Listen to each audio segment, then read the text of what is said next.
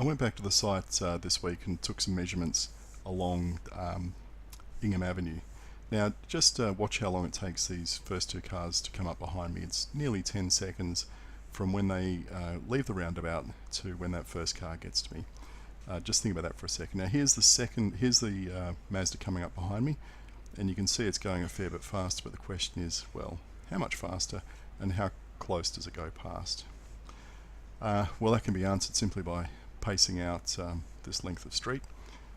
It's 200 paces from the roundabout to this car, which is 167 metres, and also by getting a tape measure and just taking some simple measurements from the parked car to some quite visible lines on the road.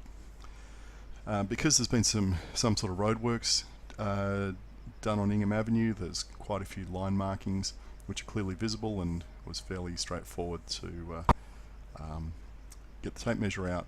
And you can see here, you can see the markings there. So I've just highlighted these two in red and yellow, and then taking some measurements from the corner of the Camry parked there on the left. Now the outermost marking is 190 centimeters and the innermost is 160, and you can see that the tyre of the Mazda is fairly close to the 160 centimeter marking. Why is that important?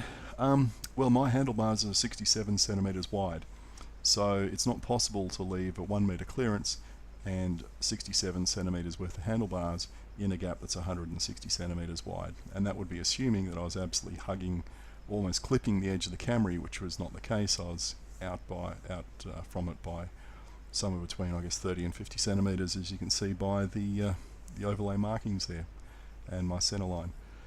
It's fairly straightforward to do a speed calculation, knowing that it's 200 paces and I do 120 paces to 100 meters. That makes the distance 167 meters, and by having a look at the time markings on my video editing software, you can see that it takes the Mazda somewhere between 9 and 10 seconds to cover that distance.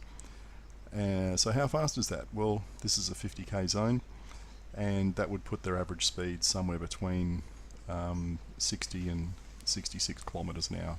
That's average speed, remembering that they've come around the roundabout and would be accelerating from a lower speed.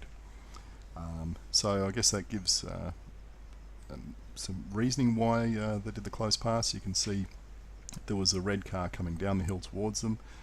They were in a screaming hurry, obviously, so instead of waiting for that red car to pass and then pull out and go around me safely, they just decided to rip past nice and close, possibly anywhere up to about 70 kilometers an hour.